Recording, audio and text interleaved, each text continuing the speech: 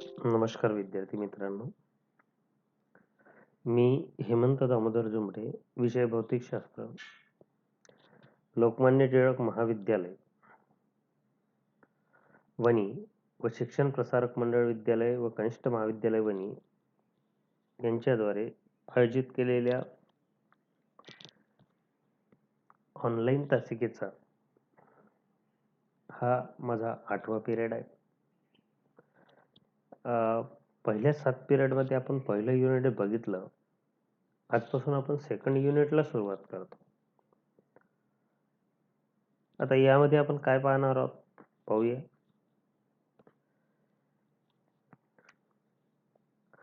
Mechanical properties of fluid. आजचं आपलं heading आहे मेकॅनिकल प्रॉपर्टीज ऑफ फ्लुइड. थोडक्यात इंट्रोडक्शन पाहूया. इन स्टँडर्ड 11th वर्ग 11वी मध्ये we discuss the behaviour of a solid under the action of force. आपण 11वी मध्ये बघितलं की एखादा जर सॉलिड असेल आणि त्याच्यावर जर फोर्स अप्लाय केला तर तो कशा पद्धतीने बिहेवियर करतो. म्हणजे स्ट्रेच झालं, लॉंगिट्युडनल स्ट्रेच झालं, लॉंगिट्युडनल स्ट्रेन झालं, व्हॉल्यूम स्ट्रेच झालं, व्हॉल्यूम स्ट्रेन झालं किंवा शेअरिंग स्ट्रेच झालं, शेअरिंग स्ट्रेन झालं, हे सर्व आपण बघितलेलं आहे. Among the 3 state of matter आपल्याला माहित आहे पदार्थाच्या 3 अवस्था असतात. Solid, liquid and gas. A solid nearly maintained it's fix shape.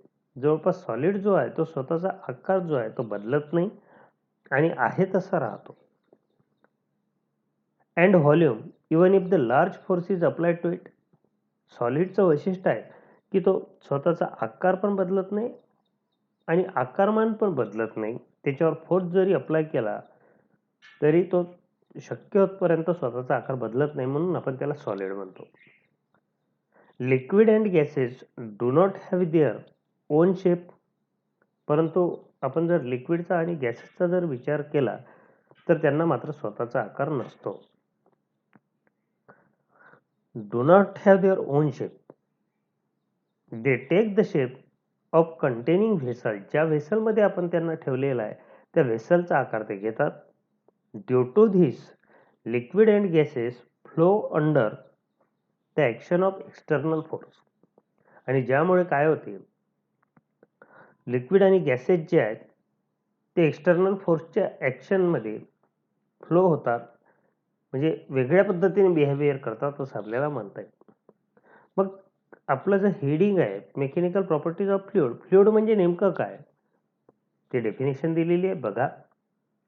A fluid means a substance that can flow. Fluid हा शब्द फ्लो या शब्दापासून आलेला आहे. असा सबस्टन्स जो फ्लो मध्ये येतो त्याला आपण फ्लुइड म्हणू शकतो. A fluid means a substance that can flow. एखाद्याने जर विचारलं what do you mean by fluid, तर तुम्हाला सरळ सांगता येईल a substance that can flow is called fluid. Therefore the liquid and the gases collectively called fluids. म्हणूनच आपण लिक्विड आणि गॅसेसला फ्लुइड्स म्हणत असतो. A fluid either has a no rigidity और its rigidity is very low. फ्लुइडला एकतर rigidity नसते आणि असली तरी खूप कमी प्रमाणात असते. आकार त्याचा खूप कमी असतो, व्हॅल्यू सुद्धा खूप कमी असते, लो असते. इन अवर डेली लाईफ, आपल्या दैनंदिन जीवनात we often experience the pressure exerted by the fluid at the rest and in motion. आपण दैनंदिन जीवनात बरेचशा प्रकारचं प्रेशर पाहत असतो फ्लुइडवर असणारं.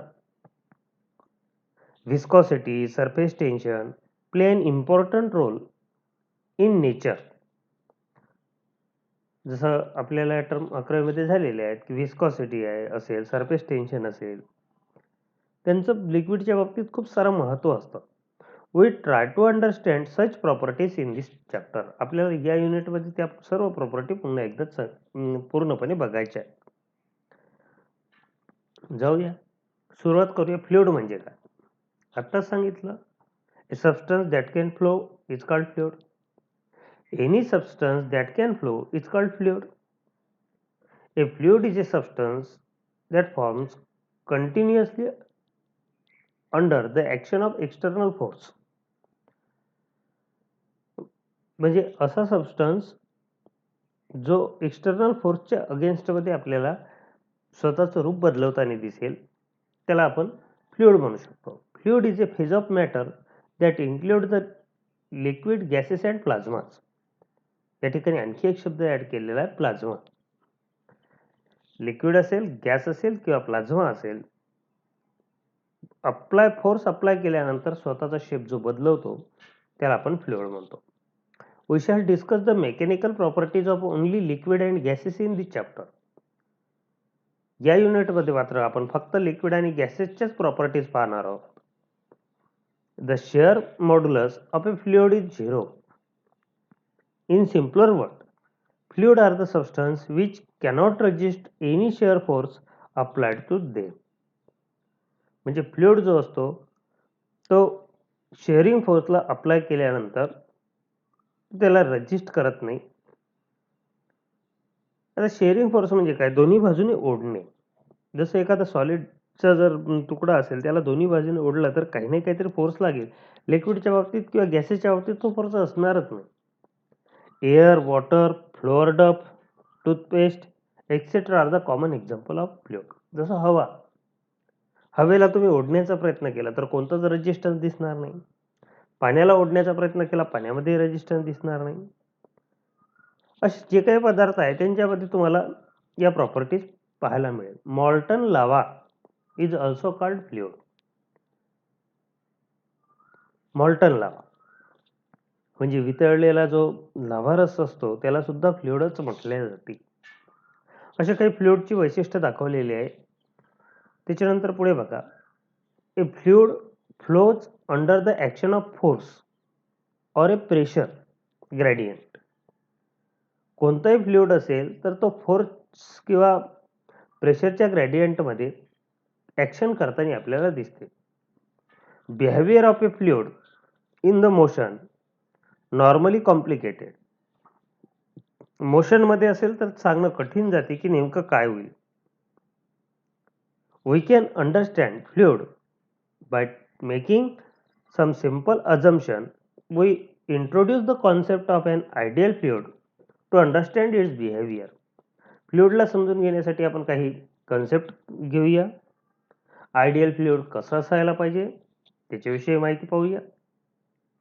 N ideal fluid has the following property. एक चांगलं जर फ्लुइड असेल किंवा आयडियल फ्लुइड जर असेल तर त्याच्या खालील प्रॉपर्टी असायला पाहिजे. इट इज इनकॉम्प्रेसिबल म्हणजे ते कॉम्प्रेस व्हायला नको. मग ते लिक्विड असो, गॅस असो की लिक्विड किंवा गॅस जे काही असेल ते. जनरली लिक्विडमध्ये इनकॉम्प्रेसिबिलिटी पाहायला मिळते आपल्याला, पण एअरच्या बाबतीत ते पॉसिबल नाही कारण त्याला कॉम्प्रेस करता येते. It's density is constant. आता इनकॉम्प्रेसिबल नको म्हणजे काय पाहिजे? इट इज इनकॉम्प्रेसिबल याचा अर्थ काय? तो जो सबस्टन्स असेल त्याला कॉम्प्रेस केलं तर कॉम्प्रेस होईल. तो पाणी कॉम्प्रेस होते पण खूप कमी प्रमाणात होते, पण एअरच्या बाबतीत जर बघाल तर ते खूप जास्त कॉम्प्रेस होते. म्हणण्याचा अर्थ काय? It's density is constant. त्याची डेन्सिटी कॉन्स्टंट असायला पाहिजे. इट्स फ्लो इज इरोटेशनल म्हणजे त्याचा जो फ्लो आहे तो स्मूथ असायला पाहिजे, एकसारखा असायला पाहिजे. There is a no turbulence in the flow म्हणजे त्याचं लिक्विड असेल किंवा गॅस असेल त्याचा फ्लो एकसारखा असायला पाहिजे, स्मूथ असायला पाहिजे, कमी किंवा अधिक नको. It is non viscous. Viscosity नावाची जी प्रॉपर्टी आहे ती त्याच्यामध्ये नको. आता तुम्ही बघितलंय की जनरली सर्वच प्रकारच्या लिक्विडमध्ये विस्कॉसिटी नावाची प्रॉपर्टी दिसते. गॅसच्या बाबतीत कमी आहे. There is a no internal friction in the flow that is the fluid has a no viscosity. तरच तो आयडियल फ्लुइड बनेल. पण आपण बघितलं की वॉटरला सुद्धा काही प्रमाणात का होईना विस्कॉसिटी आहेच. चौथा, इट्स फ्लो इज स्टेडी आणि त्याचा जो फ्लो आहे तो स्टेडी असला पाहिजे. It's velocity at each point is constant in time. त्याची जी व्हेलॉसिटी आहे प्रत्येक वेळेला ती कॉन्स्टंट असली पाहिजे. It is important to understand the difference between a solid and fluid. या दोन शब्दातला फरक लक्षात घेणं खूप गरजेचं आहे. एक सॉलिड आणि फ्लुइड. फ्लुइडमध्ये मग लिक्विड आणि gases. Solid can be subjected to a shear stress that is tangential stress and normal stress as shown in the figure 2.1 and 2.2. सॉलिडच्या बाबतीत ज्या काही प्रॉपर्टीज आहेत त्याच्यामध्ये शेअरिंग स्ट्रेस नावाचा जो प्रकार आहे तो सॉलिडमध्ये पाहायला मिळतो. नॉर्मल स्ट्रेस आहे तो सॉलिडमध्ये पाहायला मिळतो, जे डायग्राममध्ये दाखवलेलं आहे. पुढे बघा, जसं पहिल्या डायग्राममध्ये शेअर स्ट्रेस दाखवलेला आहे. काय केलेलं आहे, ABCD नावाचा एक प्लेन आहे, त्याची खालची जी बाजू आहे AB त्याला फिक्स केलं आणि CD जी आहे तिला थोडासा फोर्स अप्लाय केला. तर आपल्याला काय दिसेल, C पर्यंत गेला, D पर्यंत सरकला आणि थिटा हा अँगल क्रिएट झाला. म्हणजे काय होतं बघा, हा सुरुवातीचा इनिशियल प्लेन आहे, म्हणजे जे दोन्ही हात दिसत आहे ते इनिशियल प्लेन आहे. खालची बाजू फिक्स केली आणि वरच्या बाजूला प्रेशर दिल्यामुळे काय झालं, हा एक हे ठेवतो या ठिकाणी हा प्लेन जो आहे तो थोडासा असा तिरपा वाकलेला आहे. म्हणजे या ठिकाणी थिटा हा अँगल क्रिएट झाला आणि यांच्यातलं डिस्प्लेसमेंट जे आहे ते डेल्टा एल. कशामुळे, तर अप्लाइड केलेल्या फोर्समुळे. नॉर्मल ट्रेसच्या बाबतीत बघा, कॉम्प्रेसिव्ह आणि टेन्जाईल दोन्ही प्रकारचे ट्रेस दाखवलेले आहे. एक व्हॉल्यूम घेतलं एका क्यूबमध्ये आणि चारही बाजूने त्याच्यावर फोर्स अप्लाय केला, तर आपल्याला असं लक्षात येईल की ती जी साईड आहे ती लहान होत चाललेली आहे, कॉम्प्रेस होत चाललेला आहे. त्याला कॉम्प्रेसिव्ह फोर्स किंवा नॉर्मल ट्रेस म्हणता येईल. जर बाहेरच्या बाजूला ओढलं तर तो मोठा होण्याचा प्रयत्न करेल, त्याला टेन्जाईल स्ट्रेस असं म्हटलं जाईल. टेन्जाईल म्हणजे ताणणे, कॉम्प्रेस म्हणजे त्याला दबाव निर्माण करणे. या पद्धतीने त्या दोन्ही डायग्राम आपल्याला सांगत आहे. या सॉलिडच्या प्रॉपर्टी असू शकतात. Solid oppose the shear stress. प्रत्येक सॉलिड त्याला जर तुम्ही जर समजा एखादी लोखंडाची प्लेट आहे आणि तिला खालच्या बाजूने फिक्स केली, वरच्या बाजूने हलवली, तर ती जाईल, पण नंतर परत पुन्हा येण्याचा प्रयत्न करेल. म्हणजेच तो अपोज करेल शेअरिंग स्ट्रेसला. Either by developing a rest resulting or restoring force, which means that the deformations are the reversible. तुम्ही जे काही डिफॉर्मेशन करताय ते रिव्हर्सिबल असेल, or they require a certain initial stress before they deform and the start flowing. We have studied this behavior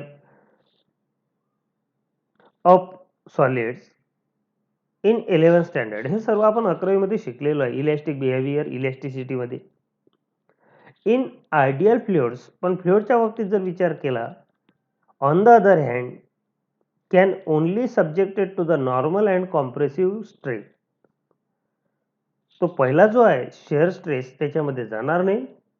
normal stress म्हणजे जे दोन प्रकार होते, कॉम्प्रेसिव्ह आणि नॉर्मल,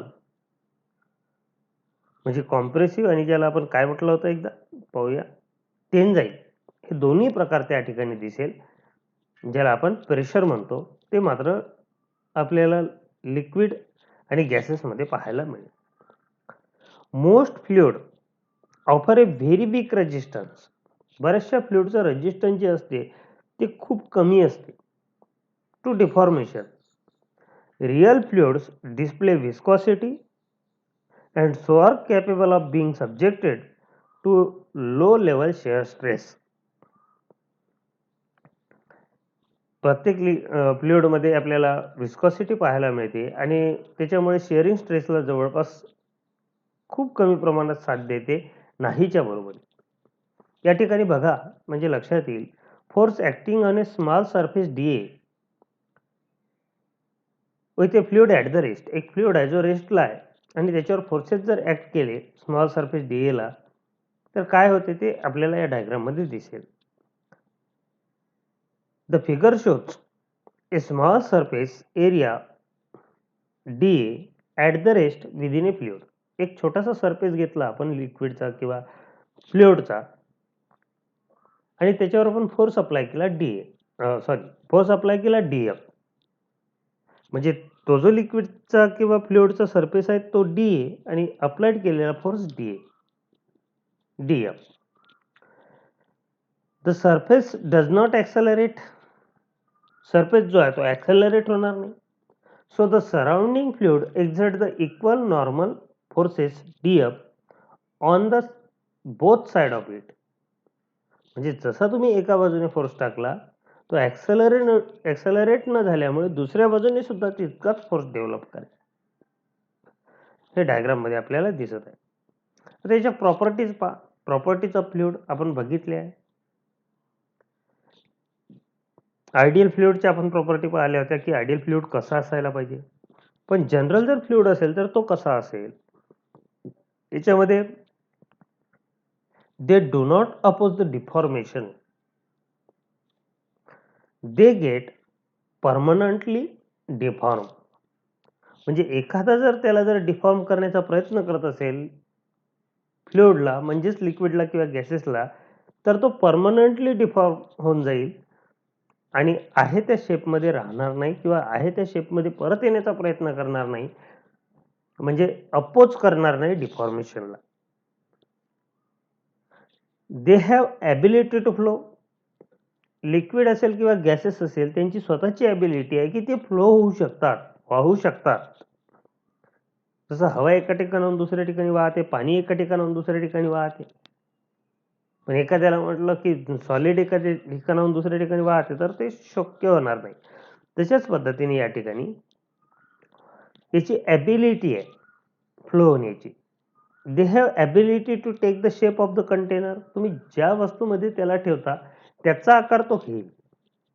एखाद्याला विचारलं की काय रे बाबा पाण्याचा आकार काय, काय सांगणार तो.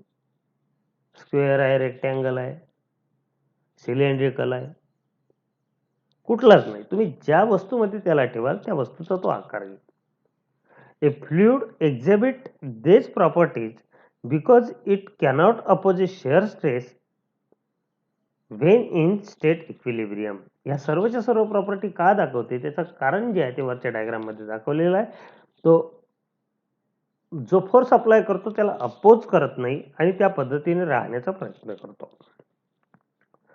Fluids at the rest. Fluids घेतला आणि त्याला रेस्टला ठेवला तर काय होते. The branch of physics which deals with the properties of the fluid at the rest is called hydrostatics. बघा काय म्हणते. फिजिक्सची स्पेशल ब्रँच आहे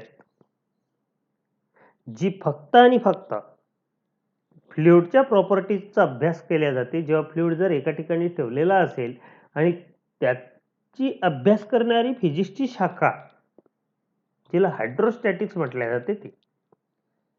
In next few section we will consider some of the properties of the fluid at the rest. म्हणजे fluid जर एका ठिकाणी ठेवलेलं असेल आणि त्याचा अभ्यास करणारी शाखा जी आहे त्याला हायड्रोस्टॅटिक्स असं म्हटले जाते. आता पुढच्या काही भागामध्ये आपण फ्लुइडच्याच प्रॉपर्टी पाहणार आहोत. जिची पहिली प्रॉपर्टी आहे प्रेशर. आता आपल्याला प्रत्येकाला माहिती आहे प्रेशर कशाला म्हणतात. A fluid at rest exert a force on the surface of contact. कोणताही फ्लुइड जर एका ठिकाणी जर ठेवला असेल तर ज्या सरफेसमध्ये ठेवलेला आहे त्या सरफेसमध्ये तो फोर्स एक्झर्ट करतो. The surface may be wall और bottom of an open container of the liquid. एखादं जर भांडं असेल तर त्याचा एखादा बॉटम असू शकतो सरफेस म्हणजे, किंवा त्याची जे काही काठ असेल त्या भांड्याचे ते असू शकतात.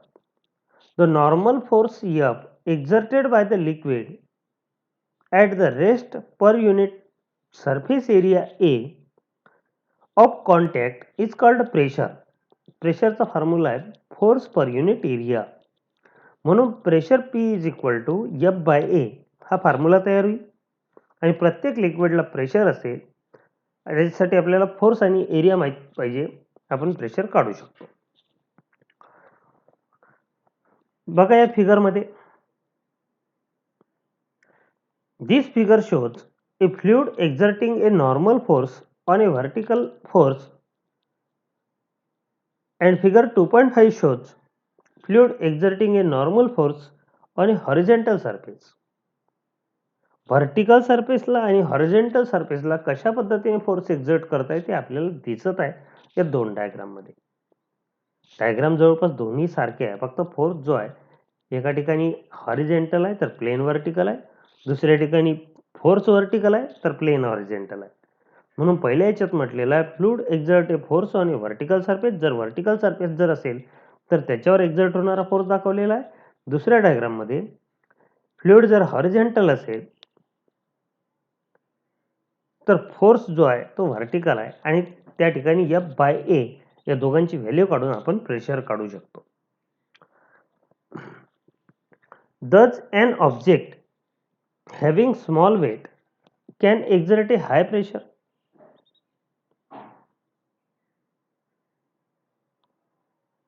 if its weight act on the small surface area. म्हणजे म्हणण्याचा अर्थ काय की एक ऑब्जेक्ट आहे, त्याचं वजन भलाही कमी असेल पण तो प्रेशर मात्र जास्त क्रिएट करू शकतो.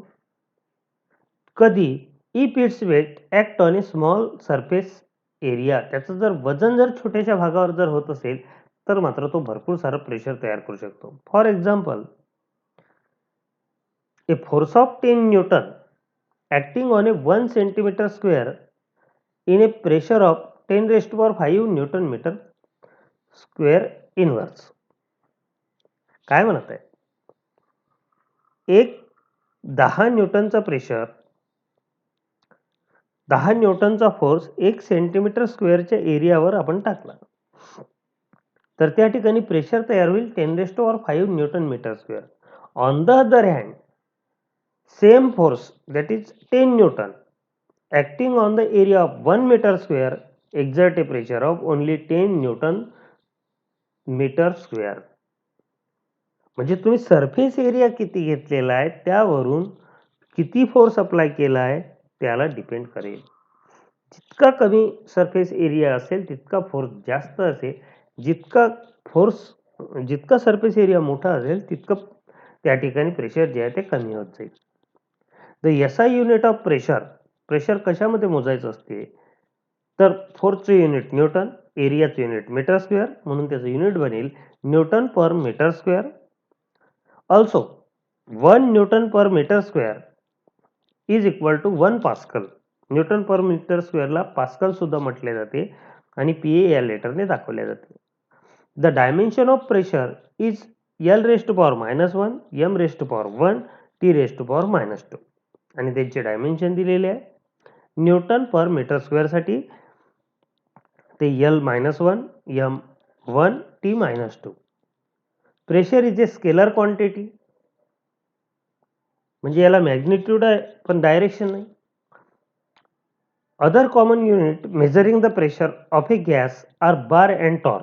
कधी कधी त्याच प्रेशरला आपण बारमध्ये मोजतो तर कधी टॉरमध्ये मोजतो. मग 1 बार म्हणजे काय? 1 bar is equal to 10 raised to power 5 newton per metre square आणि 1 hecto pascal HPA is equal to 100 pascal. अशा पद्धतीने त्याला मोजता येते. Pressure due to a liquid column. जर आता लिक्विड असेल तर लिक्विडचं प्रेशर कशा पद्धतीने मोजायचं आहे ते या ठिकाणी दाखवलेलं आहे. डायग्राम मध्ये दिसत असेल तुम्हाला, काय दिसत आहे? एक ग्लास घेतलेला आहे, त्याच्यामध्ये लिक्विड भरलेला आहे, स्पष्ट लिहिलेलं आहे एअर आणि वॉटर. बाहेरच्या बाजूला एअर आहे, आतल्या बाजूला वॉटर आहे. त्या वॉटरमध्ये एक सिलेंडर आहे असं इमेजिन करा, ज्याचा ए हा सरफेस आहे, म्हणजेच त्या सिलेंडरचा सरफेस एरिया आहे आणि त्याची हाईट h आहे. Pressure due to a liquid column असं या डायग्रामला नाव दिलेलं आहे. A vessel is filled with a liquid. समजून चला एक ग्लास घेतला, त्याला पूर्णपणे भरला लिक्विडने. आता आपल्याला त्याचा प्रेशर किती आहे ते काढायचं आहे. Let us calculate the pressure exerted by an imaginary cylinder of cross sectional area A inside the cylinder, inside the container. असा एक सिलेंडर इमेजिन करा, जसं या डायग्राम मध्ये दाखवलेला आहे. असा एक सिलेंडर इमेजिन करा की त्या ठिकाणी प्रेशर किती असेल आतल्या बाजूला पाण्याच्या आत.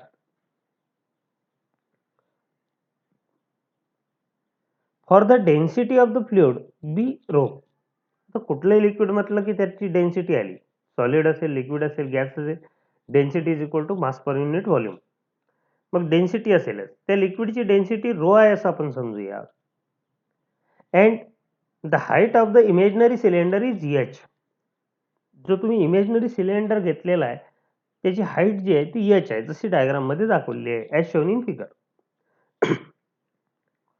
The liquid column exert a force F is equal to M G. त्या ठिकाणी लिक्विडवर एक्झर्ट होणारा फोर्स काय असेल, तर F is equal to M G which is its weight. आणि ते त्याचं वेट असेल लिक्विडचं. Which on the bottom of the cylinder. समजा 100 ग्रॅम जर लिक्विड जर घेतलं तर 100 ग्रॅम हे वजन बॉटमला असेल. These force act in the downward direction. Therefore, the pressure exerted by the liquid column on the bottom of the cylinder is pressure P is equal to F by A. Therefore, pressure P is equal to F ची value mg upon A. Now m mass म्हणजे काय, आपण आत्ताच सांगितलं, density is equal to mass per unit volume. that is rho is equal to m by v. Therefore, m is equal to rho into v असं आपल्याला म्हणता येईल. Therefore, mass is equal to volume of cylinder into density of liquid. Volume लांबी गुणिले रुंदी म्हणजे area into height. Volume काढायसाठी लांबी गुणिले रुंदी गुणिले उंची आपण हा जो फॉर्म्युला वापरतो त्याच्यासाठी एरिया दिलेला ए इंटू हाईट एच म्हणून ए एच आणि डेन्सिटी रो म्हणजे टोटल काय होईल, mass is equal to A H rho. मग आता प्रेशरच्या ठिकाणी ती व्हॅल्यू पुट करा. P is equal to A H rho into G upon A cancel होईल. मग काय मिळेल, pressure is equal to H rho G. Thus the pressure P due to the liquid of density rho at rest at the depth h below the free surface is h rho g. म्हणजे जर आपल्याला height माहित असेल, density माहित असेल आणि gravity माहित असेल तर आपण प्रेशर काढू शकतो. Note that pressure does not depend upon the area of imaginary cylinder used to derive the expression. ही गोष्ट समजून घेणं महत्वाचं आहे. तुम्ही सिलेंडर कुठला घेतला, लहान आकाराचा घेतला, मोठ्या आकाराचा घेतला, किती आकाराचा घेतला, काही घेणं देणं नाही. कारण एरियाचा कुठेच प्रश्न आला नाही. हाईटचा निश्चित प्रश्न आहे, पण किती आकाराचा सिलेंडर घेतला याच्याशी एरियाशी घेणं देणं नाही. आणि त्यामुळे प्रेशर जे आहे ते हाईटवर डिपेंड करते असं आपण म्हणू शकतो. म्हणजे pressure is directly proportional to height, pressure is directly proportional to density, pressure is directly proportional to acceleration due to gravity. त्याच्यापैकी जी जो आहे तो कॉन्स्टंट आहे, म्हणजे प्रेशर फक्त दोन गोष्टीवर डिपेंड करते, हाईट आणि डेन्सिटी. Atmospheric pressure. आता थोडंसं गॅसच्या विषयी विचार करूया. हे झालं लिक्विडचं आतापर्यंत. गॅसच्या विषयी विचार करा. Atmospheric pressure. Earth atmosphere is made up of fluid. अर्थचं जे ॲटमॉस्फिअर आहे ते फ्लुइड पासून बनलेलं आहे, म्हणजे लिक्विड आणि गॅसेसनी, नेमली एअर, ज्याला आपण एअर म्हणतो. It exerted downward force due to its weight. आता एअर म्हटलं की त्याच्यामध्ये नायट्रोजन, ऑक्सिजन, हायड्रोजन, निऑन जे काही असेल, हेलियम, इतर गॅसेस जे असतील, कार्बन मोनॉक्साईड, कार्बन डायऑक्साईड, ते सर्वच्या सर्व आले. आणि प्रत्येक पार्टिकलला वजन असते. या अनुषंगाने हवेला सुद्धा वजन आहे, जे आपण मोजतो सुद्धा. मग वजन आहे याचा अर्थ ते वेट आहे, ते वेट आपल्यावर पडत असते. The pressure due to this force is called atmospheric pressure. आणि हवेचं हे जे काही प्रेशर आपल्यावर पडतात त्या प्रेशरला आपण ॲटमॉस्फेरिक प्रेशर असं म्हणतो. Thus, at any point, the atmospheric pressure is the weight of the column of the air of unit cross section starting from the point and extending to the top of the atmosphere. म्हणजे खालून जर वरपर्यंत आपण जर चालू केलं तर त्याचं जे काही प्रेशर पडेल ते असेल ॲटमॉस्फेरिक प्रेशर आणि त्यालाच आपण ॲटमॉस्फिअर असं म्हणतो. Clearly, atmospheric pressure is the highest at the surface of the earth. आता वरून तो खाली वजन एक्झर्ट करतो याचा अर्थ खाली सर्वात जास्त वजन असेल म्हणूनच पृथ्वीच्या सरफेसवर सर्वात जास्त प्रेशर असेल ॲटमॉस्फिअरचं. ॲट द सी लेव्हल म्हणजे सरफेस या शब्दाचा अर्थ सी लेव्हलला सर्वात जास्त असेल and decreases as we go above the surface as the height of the column of the air above decreases. म्हणजे पृथ्वीच्या तळापासून जर तुम्ही जसजसे वर जाल तसतसं ॲटमॉस्फिअरचं प्रेशर कमी-कमी होत जाईल आणि ते तितकं राहणार नाही. The atmospheric pressure at the sea level is called normal atmospheric pressure. समुद्राच्या पृष्ठभागावर म्हणजे समुद्राच्या लेव्हलला जे काही प्रेशर असते त्याला नॉर्मल ॲटमॉस्फेरिक प्रेशर असं म्हटले जाते. The density of air in the atmosphere decreases with increase in the height. जसजसं तुम्ही उंचावर जायला सुरुवात करता एअरची जी डेन्सिटी आहे ती कमी व्हायला लागते and becomes negligible behind a height of about 8 kilometre. आणि वर 8 किलोमीटर पर्यंत जर गेले तर ती निग्लिजेबल असते, नाहीच्या बरोबरीची. So that the height of air column producing the atmospheric pressure at the sea level can be taken as 8 kilometre. म्हणजे आपण जो सिलेंडर मागच्या एक्झाम्पलमध्ये बघितला, इथे हवेची जर हाईट बघाल तर ती 8 किलोमीटर पर्यंत आहे असं आपल्याला म्हणता येईल. The region where the gas pressure is the less than the atmospheric pressure is called vacuum. असं रिजन ज्या ठिकाणी गॅसचं प्रेशर हे ॲटमॉस्फेरिक प्रेशरपेक्षा कमी असेल तर त्याला व्हॅक्यूम म्हटले जाते. Perfect or absolute vacuum is when no matter that is no atom molecules are the present. Vacuum म्हणजे अशी जागा की ज्या ठिकाणी कुठलाही ॲटम नाही, कुठलाही मॉलिक्यूल नाही. आता आपण जर एखादं रिकामं भांड घेतलं आणि यामध्ये काय आहे म्हटलं तर तर जनरली आमचं म्हणणं काय असतं की भांड रिकामं आहे. भांड रिकामं आहे पण हवा तर आहेच ना त्याच्यामध्ये, हवा तर भरलेली आहे. पण जेव्हा प्रेशर पंपच्या साहाय्याने आपण ती हवा पण काढून टाकतो पॅक भांड्यातून, त्यावेळेस त्या ठिकाणी व्हॅक्यूम तयार होतो. एकही मॉलिक्यूल नाही असा त्याचा अर्थ होतो. आणि त्या ठिकाणी प्रेशर जे आहे ते ॲटमॉस्फेरिक प्रेशरपेक्षा कमी असेल. Usually vacuum perfect to condition when the gas pressure is considerably smaller than the atmospheric pressure. Vacuum आपल्याला अशी कंडिशन देते की स्मॉलर प्रेशर द्या म्हणजे ॲटमॉस्फेरिक प्रेशरपेक्षाही कमी प्रेशर आपल्याला त्या ठिकाणी पाहायला मिळते. आजच्या पिरियडसाठी आपण इथेच थांबूया. धन्यवाद. आजपासून आपण सेकंड युनिट चालू केलेला आहे. फर्स्ट युनिटमध्ये ज्या काही अडचणी होत्या त्यासाठी मी तुम्हाला वारंवार सांगत आलेलो आहोत की जर तुम्हाला काही अडचण असेल तर माझ्या मोबाईल नंबरवर कॉन्टॅक्ट करा आणि मला विचारा.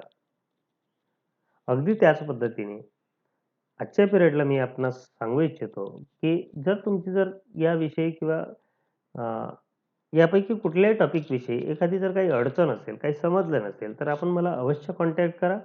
माझा नंबर मी दिलेला आहे. आणि आपण पुढच्या पिरियडमध्ये त्याला घेण्याचा प्रयत्न करूया किंवा त्याला डबल सांगण्याचा प्रयत्न करूया. जास्तीत जास्त चांगल्या पद्धतीने आपण त्याला समजून घेण्याचा प्रयत्न करूया. धन्यवाद.